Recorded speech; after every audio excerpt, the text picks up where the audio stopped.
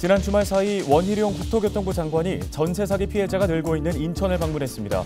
원 장관은 서울, 강서구에 이어 인천에서도 전세 사기 피해 지원센터를 설치해 지원하기로 했습니다.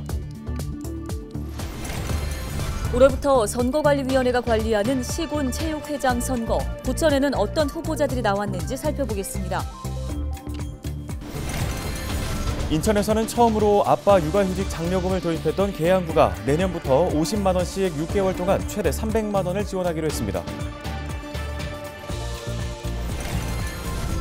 카타르 월드컵 포르투갈전에서 황금 같은 동점골로 역전의 발판을 만들었던 부천 출신 축구 국가대표 김영권 선수가 부천을 방문했습니다.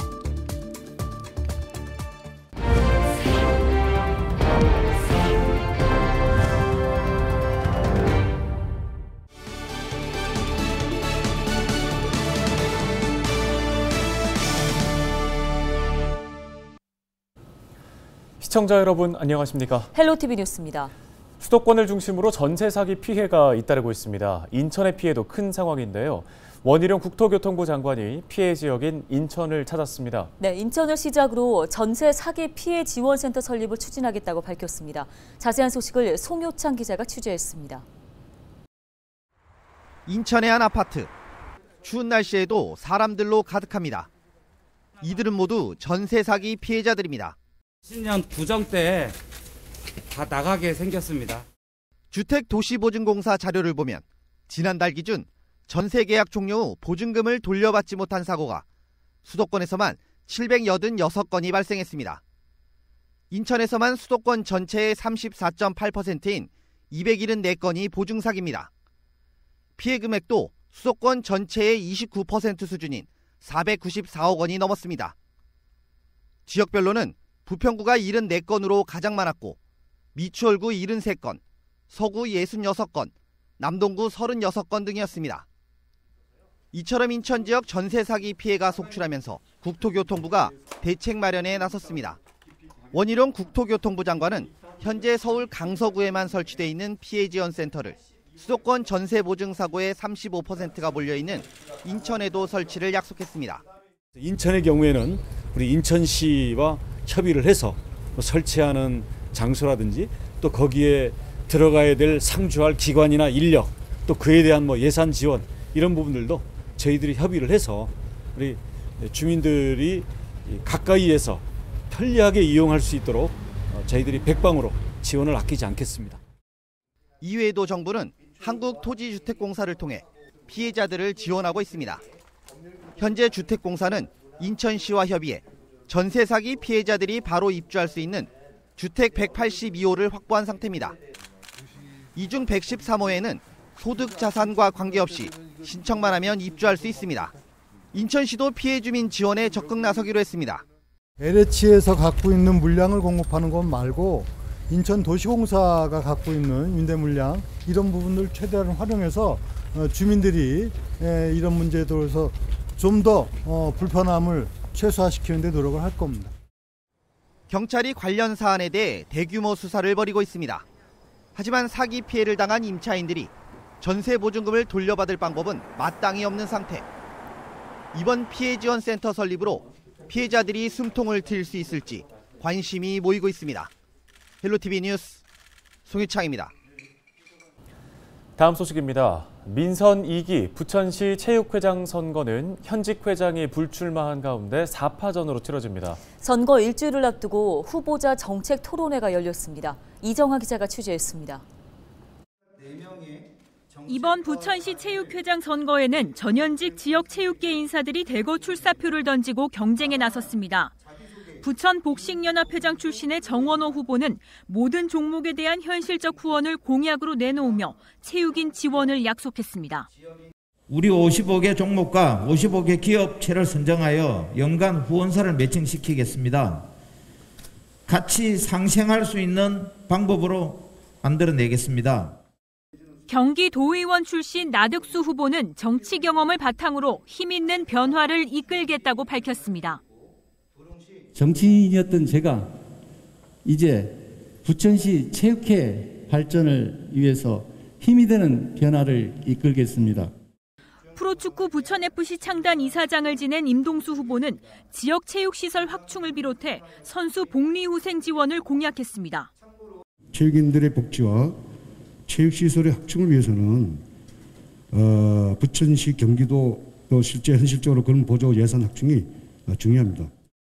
부천시 체육회 수석 부회장 출신인 송수봉 후보는 체육행정 시스템의 경쟁력 강화와 선수 육성 인프라 구축을 바탕으로 부천 체육계 발전을 약속했습니다. 체계적인 체육행정 운영 시스템을 도입하도록 하겠습니다.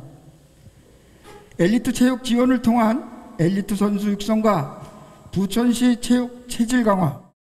토론회에서는 엘리트 선수 육성, 생활체육 저변 확대, 체육회 재정 자립도 향상 방안 등 지역 체육계 주요 현안에 대한 질의응답이 이어졌습니다. 부천 체육회장 선거인단은 모두 233명으로 투표는 오는 22일 실시됩니다. 헬로티비 뉴스 이정화입니다. 인천시의회가 행정사무감사를 비롯해 내년도 예산안 등 올해 의정활동을 마무리했습니다. 시의회는 제283회 2차 정례회 6차 본회의를 열고 2023년도 인천시 일반 특별회계 세입세출 예산안 13조 9,156억 원과 교육비 특별회계 세입세출 예산안 5조 3,541억여 원 등을 의결했습니다. 또 각 상임위별 행정사무감사 결과 보고와 조례안 등 94개 안건도 최종 의결했습니다. 앞서 시의회는 지난달 8일부터 21일까지 시와 산하기관 등 120개 기관을 대상으로 행정사무감사를 진행했으며 746건의 시정, 처리 요구와 건의 조치가 이루어졌습니다. 계양구가 내년부터 아빠 육아휴직 장려금을 인상합니다.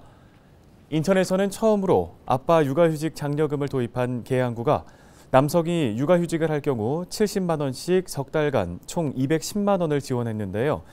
내년부터는 50만 원씩 6개월간 최대 300만 원까지 받을 수 있도록 했습니다. 대상은 계양구에 거주하는 남성이면 누구나 신청할 수 있고 자세한 내용은 계양구 누리집에서 확인할 수 있습니다.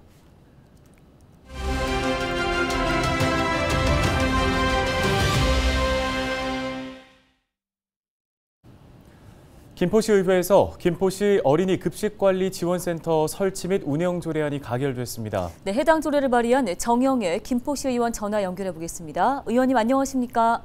네, 안녕하세요. 김포시의회 정영애 의원입니다. 반갑습니다. 김포시 어린이 급식관리지원센터 설치 및 운영 조례를 발의하셨습니다. 먼저 취지부터 좀 설명해 주실까요? 네, 먼저 저도 시의원이기 전에 두 아이를 키운 엄마이기도 합니다. 그래서 우리 아이의 건강한 급식은 밝은 미래다라고 말씀드리고 싶은데요. 평생을 거쳐 영향을 미칠 영유아의 식생활에 대한 식습관, 영양, 위생에 대한 것들이 바르게 정립되는 것은 매우 중요한 일입니다. 김포시는 어린이의 건강 증진을 위해서 어린이 급식관리지원센터 사업을 운영해 오고 있습니다. 다른 지자체보다 늦게 시작이 되었는데 많이 자리를 잡고 사업을 진행하고 있는데 지금까지 근거 조례가 없었습니다. 우리가 이 독립적인 법인격을 가진 지방자치단체잖아요. 지방자치단체는 지방자치법과 조례로 돌아가야 하는데 김포시 어린이급식관리지원센터는 위탁을 주면서 조례가 없었던 거죠. 그래서 이 부분에 대해서 제가 행정사무감사에서 지적을 하였고요. 집행부에도 이러한 행정을 알고 바로 잡을 수 있도록 하였습니다. 그래서 조례 제정을 통해 센터의 효율적인 운영을 위한 위탁 대상 기관 및 단체, 또 위탁 절차와 함께 센터에 대한 예산 지원의 근거를 마련하게 된 겁니다. 네, 조례안의 주요 내용은 어떻게 구성되어 있습니까? 조례안에 담겨있는 내용은 어린이들이 올바른 식생활 습관을 형성하도록 안전하고 영양을 고루 갖춘 식품을 제공하는 데 필요한 사항을 규정하였고요. 세부적으로 살펴보면 어린이집, 유치원, 학교, 아동복지시설 등의 급식소를 효율적으로 지원하기 위해서 김포시 어린이 급식관리지원센터를 설치 운영토록 하였습니다. 그리고 어린이에게 급식을 제공하는 급식소의 체계적인 위생, 안전, 영양 관리 지원 계획 수립과 추진, 또 위생 및 영양관리 실태조사, 교육 자료 보급 등 센터의 기능 및 지원을 규정하였습니다. 또한 센터의 운영 성과에 대한 평가 결과를 반영하고 또 운영 실태를 지도 점검하게 하는 지도 감독에 대한 사항과 포상에 관한 내용도 두어서요. 어린이의 건강 증진에 기여하는 투명하고 효율적인 센터가 될 수 있도록 하였습니다. 네, 이번 조례안을 통해서 그럼 기대해 볼 수 있는 효과들은 어떤 것들이 있을까요? 김포시는 지난 2016년부터 김포시 어린이 급식관리지원센터를 개소해서 어린이 급식소의 급식 안전 및 또 영양 관리를 체계적으로 지원하기 위해 노력해 오고 있습니다. 센터의 전 직원도 역시 최선을 다하고 있고요.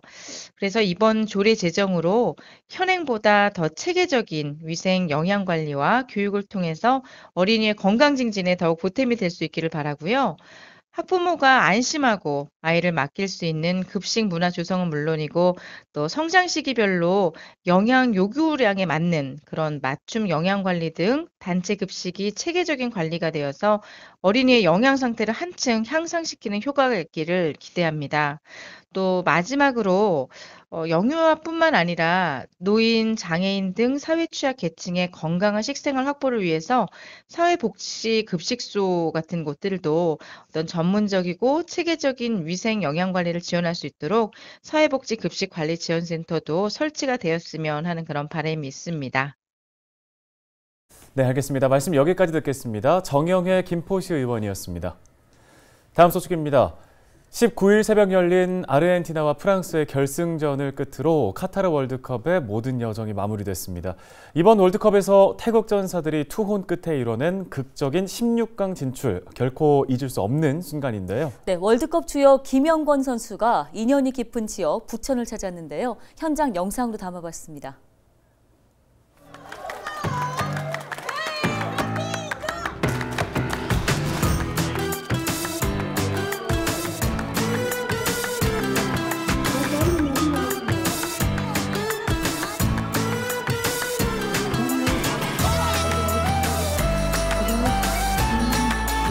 열심히 응원해 주신다는 소리를 듣고 저희가 열심히 한 결과가 이렇게 나온 것 같습니다. 앞으로도 많은 응원과 관심 부탁드리겠습니다.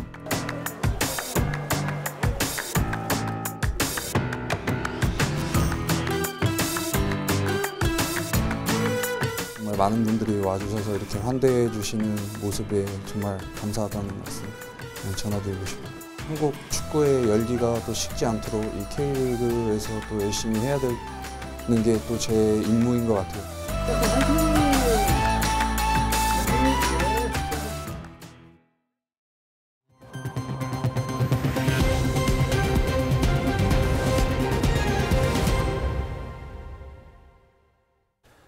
약사법을 위반한 약국과 성인용품점이 인천시 특별사법경찰단에 적발됐습니다. 인천시 특사경은 올해 특별단속과 함께 지난 1일부터 12일까지 기획수사를 진행했습니다. 무자격자 약품 조제 판매 1건을 비롯해 무자격자 의약품 판매 3건, 유효기간 경과 의약품을 판매 목적으로 저장, 진열한 2건 등 모두 6건을 적발했는데요. 이 중 2건은 현재 검찰에 송치한 상태이고 나머지 4건은 수사 후 검찰에 송치하고 관할 지자체에 통보해 행정처분한다는 방침입니다. 지난 7일 헬로티비 뉴스는 김포 풍무동에서 추진되고 있는 민간 임대아파트 사업과 관련해 해당 아파트가 추진되는 곳은 자연 녹지 지역, 아파트 건립이 아예 불가능한 곳이라고 전해드린 바 있습니다. 이에 대해서 사업자 측은 해당 지역은 이미 김포시에서 2035 김포시도시 기본계획상 주거용지로 지정된 지역이라 현재 자연녹지라고 하더라도 기본계획에 따른 도시군 관리계획의 수립으로 주거지역으로 용도가 변경되면 아파트 건설이 가능한 지역이라고 알려왔습니다. 이에 대해 김포시는 2035 도시기본계획상 주거용지라 하더라도 해당 지역에서 아파트를 건립하려면 먼저 지구단위계획 수립 및 용도 지역이 변경되는 도시관리계획 절차를 거쳐 아파트를 건립할 수 있는 용도 지역이 돼야 하며 주택법이나 관계법령에 따라 주택 건설 대지 요건을 갖추고 조합원 모집 신고, 행정 절차 이행 후에 조합원 모집이 가능할 수 있도록 했지만 현재 자연 녹지 지역인 용도 지역 상태에서는 아파트 건설과 조합원 모집을 할 수 없다는 입장입니다. 오늘 준비한 소식은 여기까지입니다. 네, 시청해주신 여러분 고맙습니다.